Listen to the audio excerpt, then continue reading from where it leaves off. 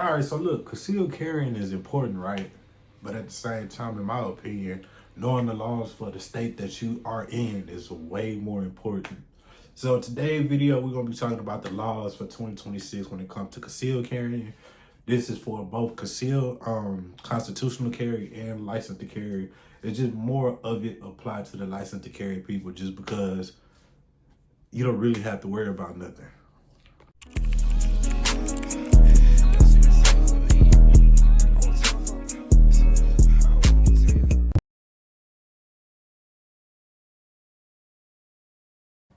All right, so I always start out these type of videos by saying this: owning guns is a privilege. Some people may think it's right, but to me, in my opinion, I say it's a privilege due to the fact that one wrong mistake in your life can basically end your whole gun rights. Like, you get convicted of a certain type of felony, can't buy no more guns for a while. Some people may be like, oh, you get your record expunged. It's true, but if you get convicted of a violent crime, you cannot get that expunged off your record at all.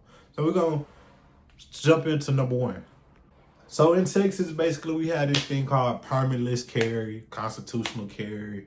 And basically, as of September 1st, 2021, they allowed us to carry guns without permits. And it's crazy, before the law even before the law even went in effect, it was people out here carrying their guns without a permit anyway, saying they was testing it just because they was curious. It's just that Texas is one of the states where it's more firearms than the population of people out here, to the point where if a person is seen with a firearm by police or anything, the only way a police will stop you is generally if you look like a criminal. You look like you up to no good. Sometimes, being this do have a lot to play with the police stopping you, but sometimes it's just about how you carry yourself. For example, if we walk around with our pants hanging down all the time and we got a gun and it's showing, don't get me wrong, constitutional carry, right? Versus another person who happened to be, and they walking around with basically what they self put together, nice outfit, well put together. It's not them being racist. It's them actually trying to figure out what's going on. But don't get me wrong, when it comes to that, yeah, you could judge a book by its color, and it could be the whole opposite person. That person could be the criminal with the gun, and you could be the innocent person. So, yeah, that do play a big factor. So keep that in mind. If you are carrying a firearm, don't try to be that person that carry a firearm and try to put out this gangster image just because it ain't worth it. Because police will find something to put on you. They will. But back to what I was saying, 2020, I mean, September, I said, what happened in 2020 for me to go back to 2020? But 2021, September 1st, is when permitless carry went into effect. And basically, yeah, it is requirements. With the requirements of permitless carry, basically got to be 21, which a lot of people are over 21 that's carrying firearms, hopefully, because you cannot legally purchase a handgun from an FFL if you're not 21. Don't get me wrong, it is loopholes, but that's another video for a different day. Can't have no convictions far as felonies, no dangerous conviction. I've been doing research for the people who did deferred adjudication. I'm trying to do research because deferred adjudication is not a conviction, but it still pop up on your background, which is kind of confusing. Is the case supposed to be dismissed? But for a lot of people, it pop up as complete. So I've been doing research. When I get the whole research thing together, video will be dropping on that soon. So you can't have no felony conviction, meaning when you look at it, it say you are 100% guilty. If you have any convictions or bad things in that nature, domestic violent convictions, that's a misdemeanor. If you want me to be honest, you cannot carry a firearm due to the fact that all that stuff counts against you. That's why I say if you get the wrong charge on your background, realistically, your gun rights are stripped from you, meaning owning guns is a privilege. Some people may look like it, think, oh, it's a right. Don't get me wrong, farther down the line, you can get your record expunged and get your rights back. Shout out to Rights Restored, because he was the person that broke that down to me when I was doing the giveaway before everything went left. Sooner or later, everything gonna go right and we're gonna do another one. So without a license to carry, one, you have to make sure you have your firearm inside a holster. That is one mistake that I see a lot of new gun comers make. New gun owners make, new gun comers, new gun owners. It's the same thing. This is one mistake that I see a lot of gun owners make. And some people may be like, oh, well, I'm inside my car. I don't need the holster. I ain't gonna lie. Better be safe than sorry. Just keep your holster with you. Don't get me wrong. Me, as a gun enthusiast, if I'm in my car, yeah, my gun is in the cup holder outside the holster because it's faster to get to. I don't need to be that person that it's in the cup holder. Holster. You need a holster if you don't have your license. That is mandatory because for some reason that is unlawful carry if you don't have a holster, which I don't understand because some guns don't come with holsters.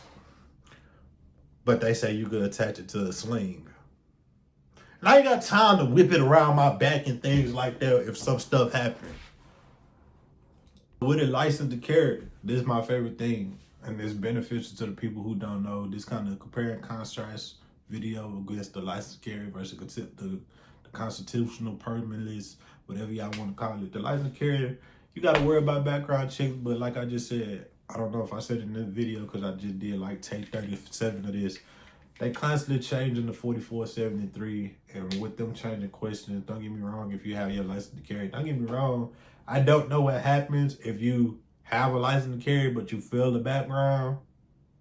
Because you have your license to carry, meaning the background check is already done, but you failed it because you filled out one question wrong. Basically, they end up changing the law when it comes to people who actually love the good gas that come from the ground. And basically who have previous charges with alcohol on their record. Basically, if you got any type of DUI, DWI, they make it seem like you are addicted to that substance just because you have been arrested for it. And a lot of people have been getting denied to it. Shout out to Triple J's Ammunition. There's not no sponsor video, but me and him, we actually talked about it. He showed me the new 4473 because I haven't filled out one yet. We still in February. My license just came in February, so we buying guns in February. So even though you get a license to carry, it's still areas that you can't carry in at all, even if you have a license to carry, you don't have it. But if you feel like you want to test the waters, carry and see what happens. Just like that. Fuck around and find out part of the video. So you can't carry in secured areas of an airport, schools, colleges, professional sporting events, football games, basketball games, correctional facilities, basically jails, hospitals, nursing homes, businesses that serve more, that basically earn more than 51% of their income from alcohol.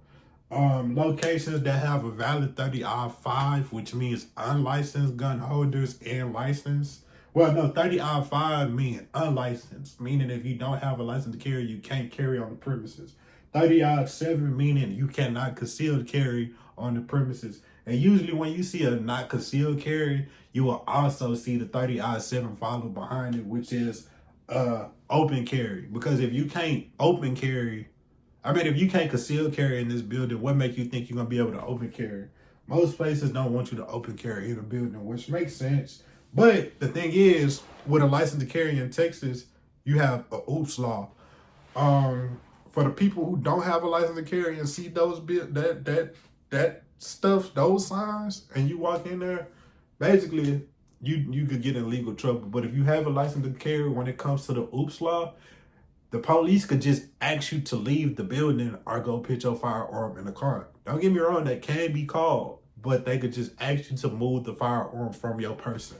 And you could continue doing what you're doing, which I wouldn't recommend due to the fact that